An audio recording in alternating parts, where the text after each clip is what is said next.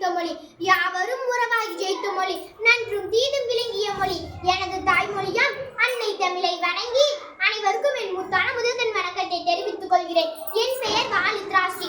இங்கு வருகை புரிந்திருக்கும் அனைத்து பெண்களுக்கும் என் இனிய மகளிர் தின நல்வாழ்த்துக்கள். பட்டங்கள் ஆள்வதும் சட்டங்கள் செய்வதும் பாரியில் நடத்த வந்தோம், வேதம் படைக்கவும் நீதி செய்யவும் வேண்டி வந்தோம் என்று கும்மியடி என்றார் மகாகவி பாரதியார். பெண்களை போற்றிட பாடியதை இந்த அழகிய தருணத்தில் நினைவு கூறுவோம்.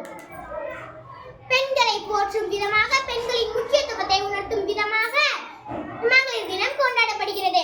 அடுப்பூது பெண்களுக்கு படிப்பதற்கு என்ற காலம் மாறி பல துறைகளில் உயர்ந்துள்ளனர்.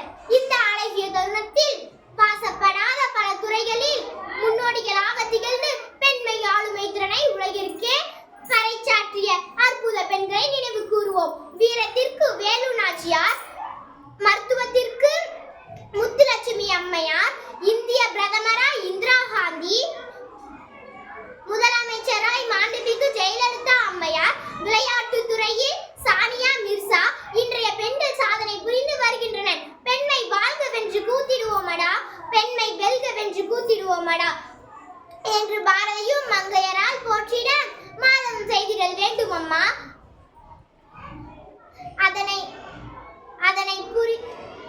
அதனை புரிந்து ஊக்குவிப்போம். சாதனை பெண்ணே சரித்திரம் படைக்கவா, பதக்கங்கள் பல பெற பாரினில் இருந்து வா.